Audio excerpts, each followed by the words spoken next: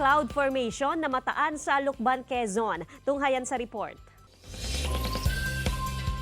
Tanaw na tanaw sa bahaging yan ang Mayhay Lucban Quezon Road ng kakaibang hugis ng ulap na yan. Kwento ng uploader na si Jason, galing siyang Binyan, Laguna at pauwi na sa Mauban, Quezon nang mapahinto sa pagmamaneho ng motor. Hindi raw niya napigilang kuhanan ng litrato ang agaw pansing cloud formation.